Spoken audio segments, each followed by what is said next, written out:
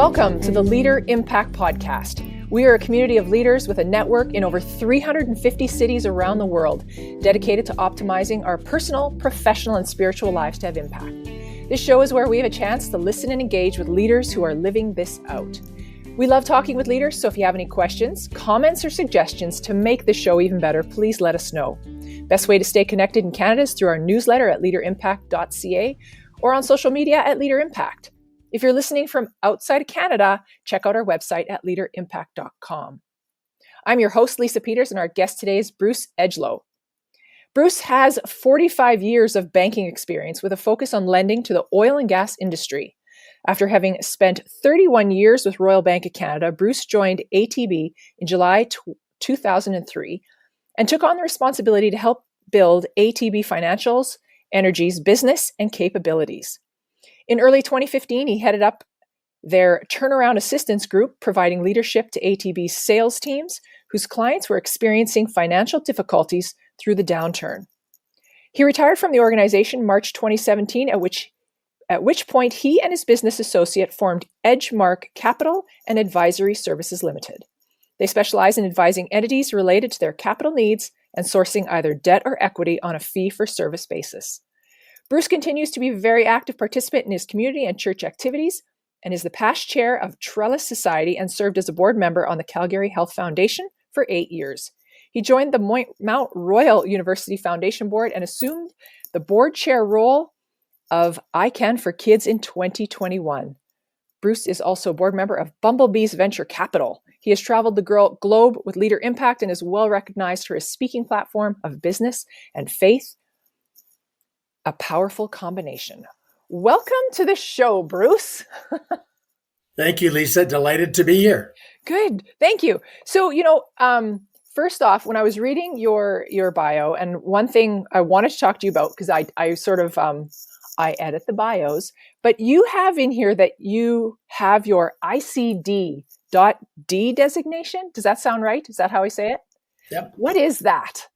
So you have an opportunity through the University of Toronto to get a professional designation that's recognized. It's Institute of Corporate Directors.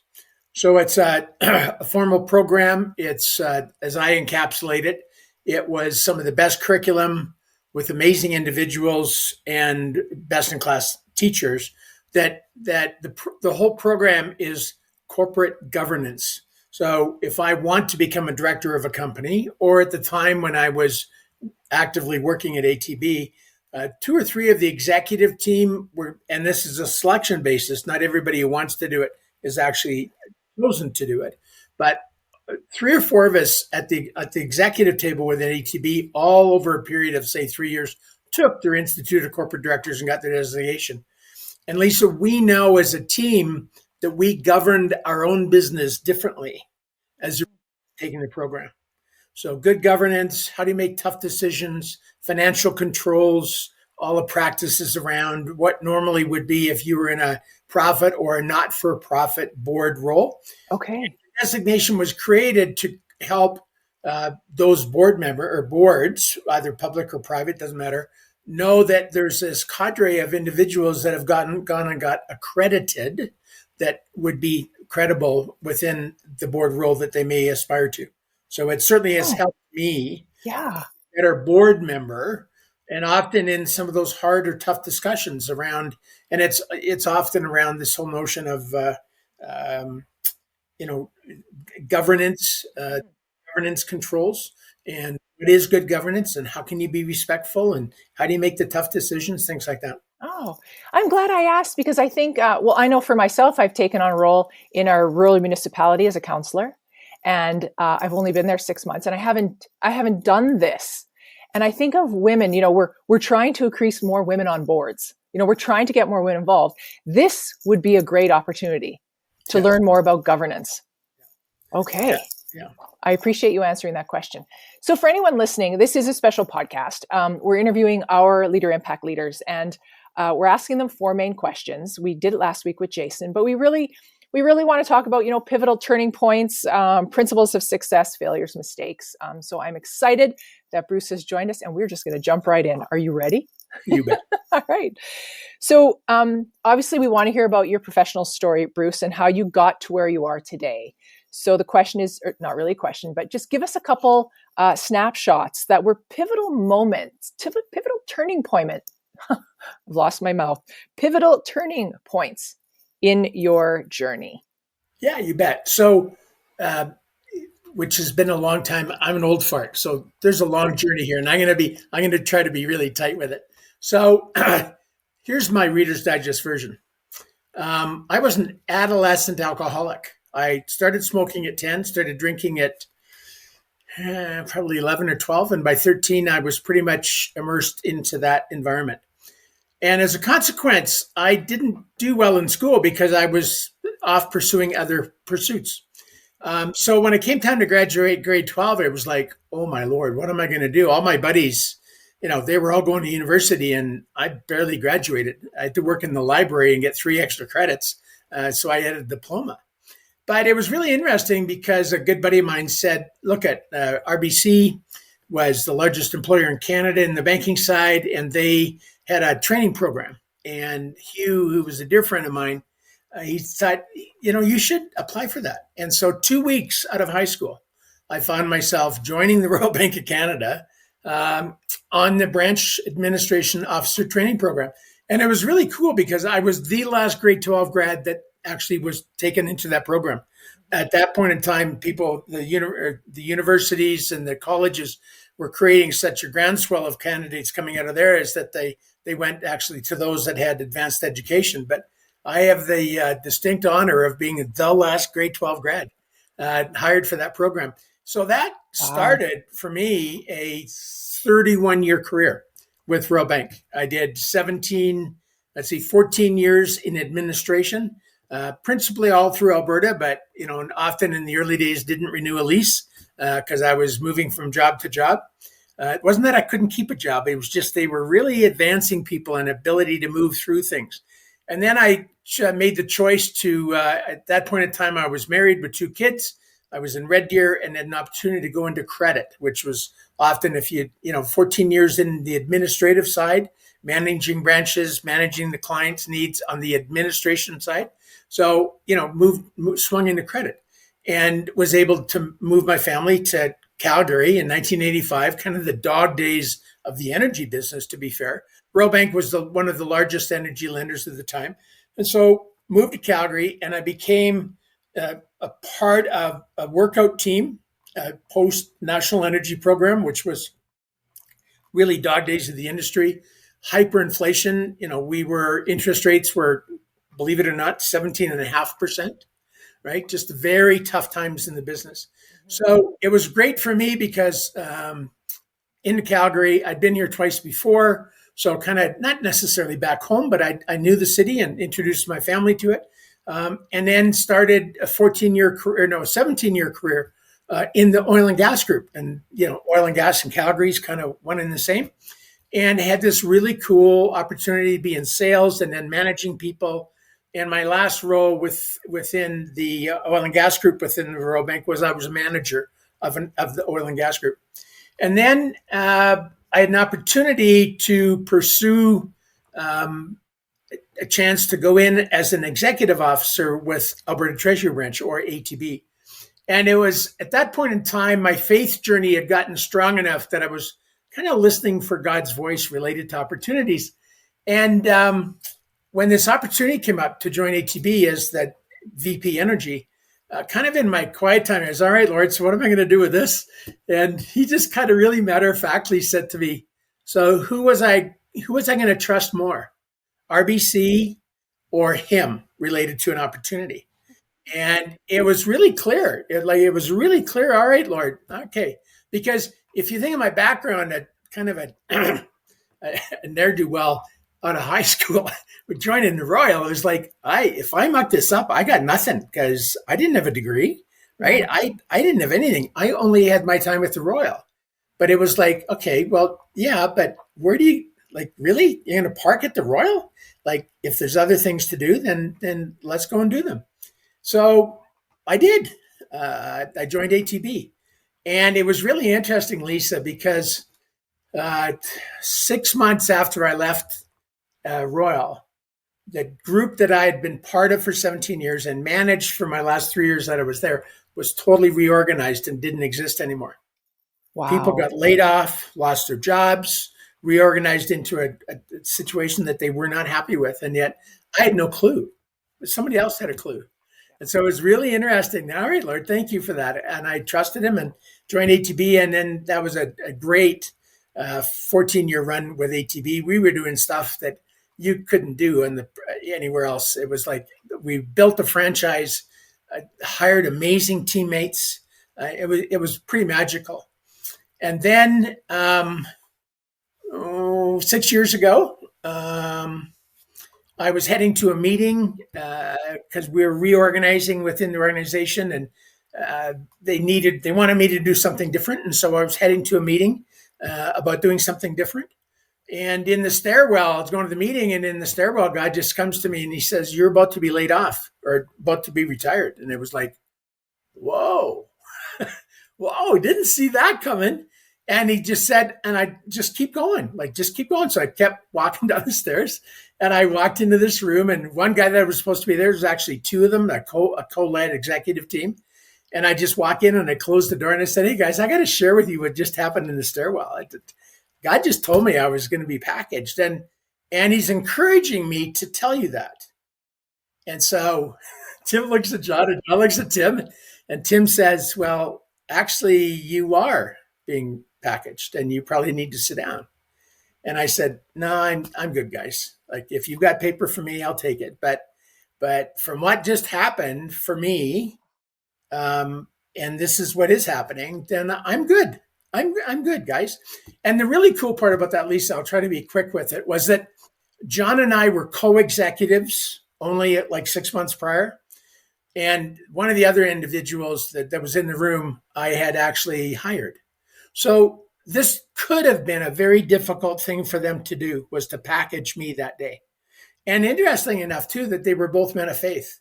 And so when I said to them, I just got this message in the stairwell, I was supposed to tell you, and it just totally diffused it. And what could have been a half hour, 45 minutes, ended up being no more than 2 to 3 minutes. Yeah. Said, "Thanks, guys. I'm good. You got paper for me, and I'll go." And so that started then an opportunity for me to, because I got lots of energy and lots of things to do, started up with a buddy that I'd known. And within 3 months, Edgemark was formed, and we were out in the market doing capital advisory work. And that's what I'm still doing 6 years later. I love listening to pivotal points. Those are great stories. And I think sometimes we don't see them as good. You could have went into that meeting, you got your package. If you wouldn't have, like you said, it was 2 to 3 minutes. It could have been 45 and everybody beat around the bush. But I'm sure a sense of calmness, right? Yeah. Well, Lisa, I could fill an hour of stories about hearing God's voice in my life. Yeah.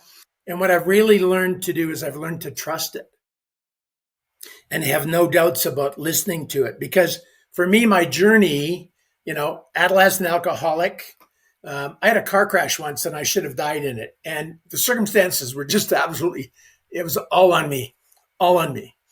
And 2 weeks post the accident, I totaled a brand new car.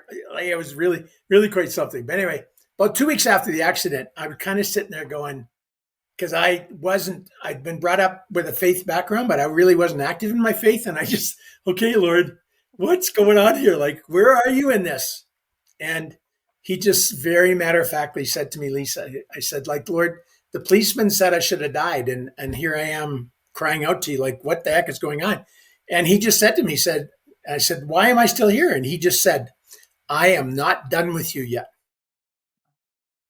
So every day I get to wake up and I'm still here, and I know he's not done with me. And it's been a storyboard for me related to that relationship that I've been blessed with, is that I just have learned to implicitly trust him about different things and have had that journey. So when the things pivot, and if I've been kind of, all right, listening for what's really going on, then I should not live in fear. Yeah. I wonder if some people listening, they hear this voice, they can feel it. They don't know what it is, but it's like they call it, maybe they call it something else, but it's like that inner voice. And I know exactly what you're talking about. It's there's something telling me to do this. I call it God. I have 75 at least of those that Wow. made no sense Stories. to me at the time. Yep. Yet I listened to it, and then this power that's greater than me, but I get to take part of, is just it's been so real for me. And it to be fair, it actually helped me get sober, because I continued to drink, through. I started Royal at 72, and I didn't quit drinking until 85. So 13 years into the bankside until I actually quit drinking. And what happened for me was my journey in AA, which was come to believe that a power higher than me could relieve me of my insanity, i.e. the drinking, is okay. All right. So Lord, are you really part of this? Yeah. Like, is this been you all this time, and I can actually trust on you to get sober? And so the long and the short of my first couple of years in AA was this journey of exploring my disease, understanding it. And then my identity changed from a guy who was an alcoholic and identifying as an alcoholic. Oh, by the way, I also have a faith. I was able to do a whole bunch of work related to both AA, alcoholism, and faith. And I ultimately pivoted my identity to be a child of God. Oh, by the way, I also am an alcoholic. And it was a real pivot for me related to where my basic strength needed to come from. Yeah.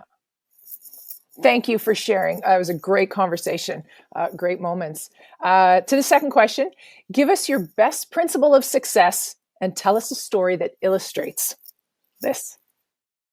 My best principle of success is be true to myself as to who I am, and to have only one voice and be known for that respectful one voice. So that the way I managed at all cases, but more towards the end as I was stepping into more executive roles, and it was that I became one that people could come into my office and have a conversation with me, and they knew there was no double talk. I only had one voice. I wasn't kind of, okay, I got to say this over here and this over there. I was known for honest conversations, respectful conversations, and more importantly was really just the truth. Like, you want to really know what's going on? You can go in and sit with Bruce and have a conversation with him. And if I was dealing with meaty issues, I also could go into other people's office and treat them with respect and have one conversation. And that was really the kind of a lesson for me for a variety of activities and things that I did. But it was at the end of the day, Lisa, is to be true to myself. Who was I? Was I doing those things that I was empowered to do and gifted to do? And then have confidence and just do it, right? And do the right things. Be known for a guy who treated people respectfully. But at the end of the day, once kind of, because some stuff is never really clear, right? Because it isn't always clear the first pass.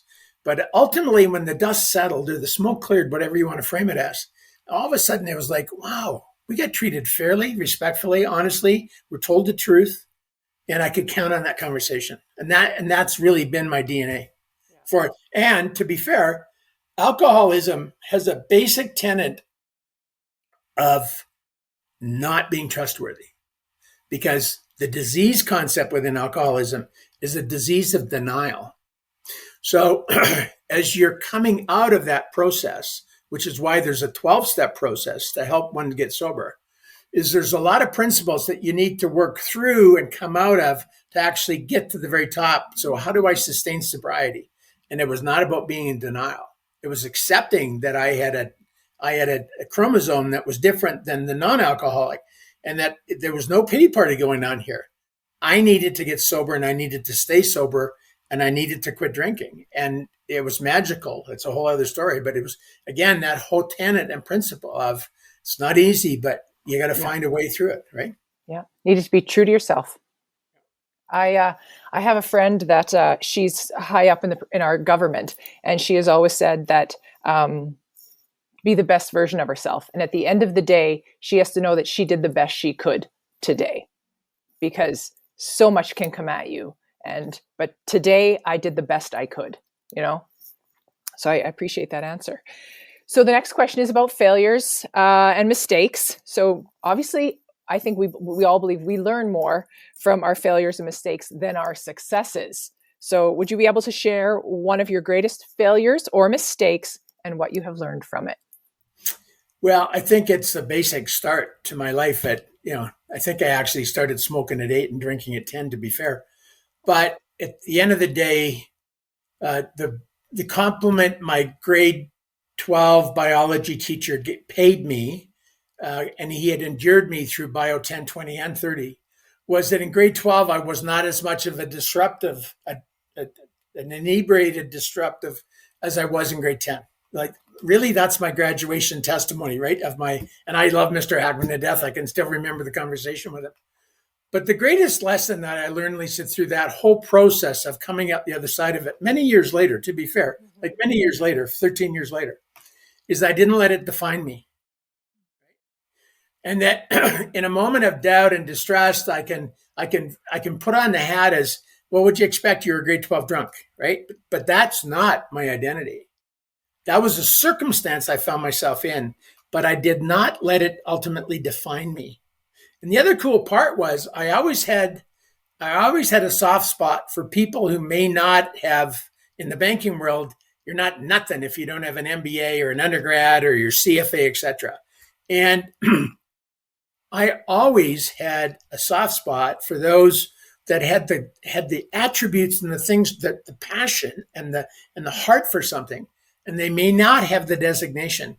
And we often hired people who may not have had all the perfect degrees and initials after their name, but we saw the passion and we saw the ability to do it. And I was so blessed because Royal Bank was an amazing teaching school, a teaching bank.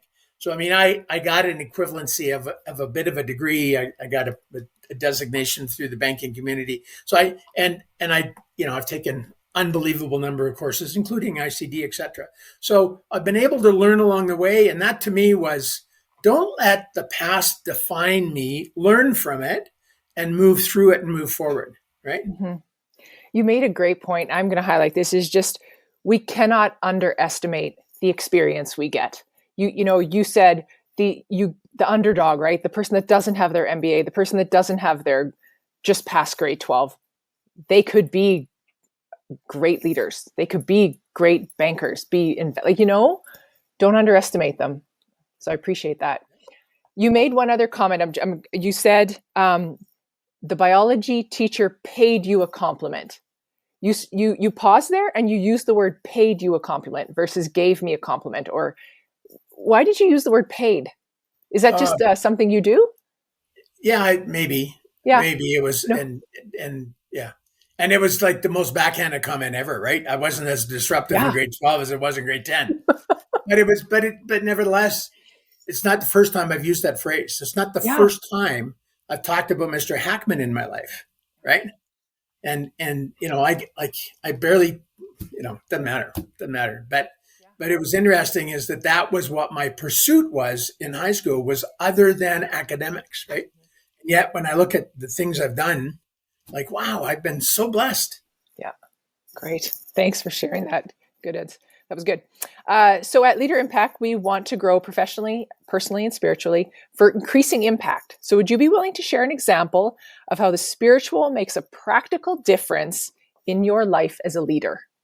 Oh, absolutely. So as I was coming out the other side of my alcoholism and really exploring my faith, I did a one-on-one discipling program with a neighbor. His name was Jim. And it was an unbelievable time for me because I was growing in my faith. I was give you a sense of my alcoholism. I went and saw a counselor one day to tell him I needed to go to a counselor based on some really rotten Christmas I'd put my family through because I had been drinking with my family gang. So anyway, I went and saw Dennis January 18th, 1985. And I spent an hour of clarity with him. And I came out of that meeting and Dennis had said, well, here's some things you need to do and look at. But until you figure some of this stuff out, you probably shouldn't have another drink. And I've not had another drink since that day. I've not had another drink. And I wasn't a guy that was drinking all the time, but I knew ultimately that alcohol was controlling me and me not it. And as I continued to explore that and then started to go forward in my faith, this, one-on-one discipling program, 10 weeks, Jim and I took 9 months to do it. But we were neighbors, and so it was fun. Every whatever night of the week, I was over to his place. And we were talking about this awareness of God in our lives. And he talked about, so he was a sales guy, and he had 6 kids. And he talked about, we were just talking on one of the lessons we were doing, and he said, I'll give you an example. He said, I went on a sales call today, and I prayed in the elevator on the way to the sales call. And I kind of looked at him quizzically. I said, you did what? And he kind of looks back at me. He said, what do you mean I did what? He said, I got 6 mouths around here to feed. In fact, I got 8 mouths I got to feed. I wasn't praying for success. I was praying to be the best that I could be. Eyes to see, ears to hear, a mouth to only interact when I needed to. But I was just praying to be going back to your comment, the best version of me that I could be, because I've got responsibilities.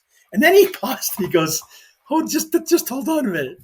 I see you walk by my door at 6:30 in the morning, catching probably the first bus out of the neighborhood and not coming back till like 5:36 at night. Where are you at with your spirituality?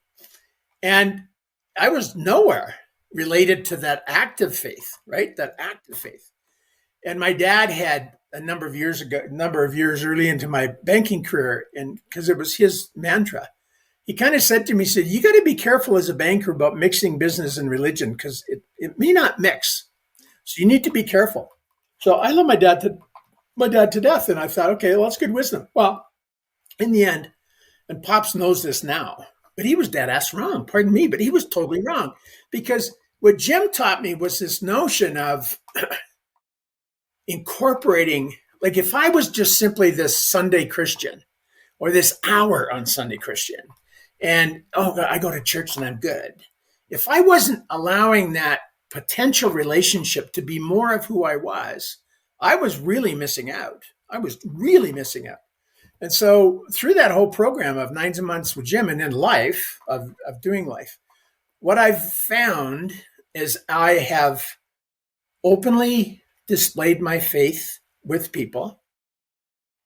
I've done it in a way that's been this is my story and this is what goes on for me.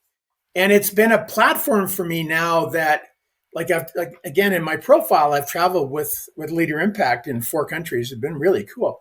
And when I do my talk, even in Calgary, my talk is business and faith, a powerful combination. Because what I've been able to do, Lisa, is incorporate it day to day.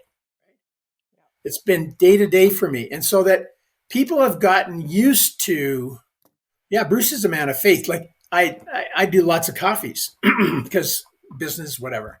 So it is not uncommon to be me in Starbucks at 8th Avenue Place in Calgary, in the line waiting to get coffee with this individual that I'm with. And they go, so how are things?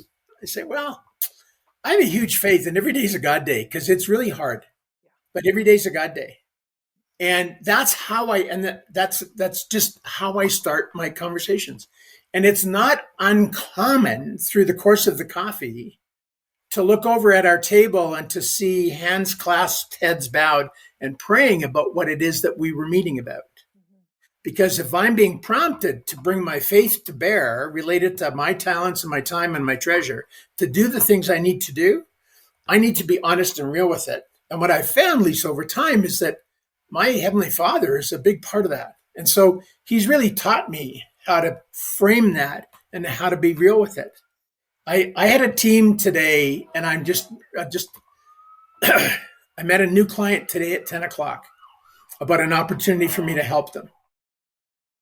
And I wait to be prompted before I do this because I need to know it's not my words, but somebody else's words. And we know who that somebody else is. But anyway, at 11 o'clock, the meeting's over. And I said, you guys bear with me for 1 minute. I have a really faith-based practice. And I try to really do things in God's strength, not my own. And I really enjoy this meeting. And I think I can help you. But what I'd like to do, if you're okay with it, is I'd like to close our meeting in prayer. And they're kind of like, boy, nobody's asked us to do that before. And yet I did. I thank God for what these 3 people were amazing, so talented, amazing opportunities, and just prayed his provision on their company and what they're doing. And then I just said, if I can help them, I would love that privilege to be able to help with them. And it was like a minute and ended. And I look over and the one lady there was a husband and wife team, and then the guy who's got his PhD, and oh, is he smart, but just an amazing team. And she's in tears. She said, no one has done that for us before. And I just said, I said, well, thank you for giving me the privilege to be able to do that. Yeah. Because that's what we're trying to do, right? Mm-hmm. I remember the first person that ever prayed over me, and I was in tears. I can feel that. Yeah. Thanks for sharing that great story. So those are the 4 questions that we have had for you. I always end my podcast with 2 final questions because I love to know what people are up to or what they think.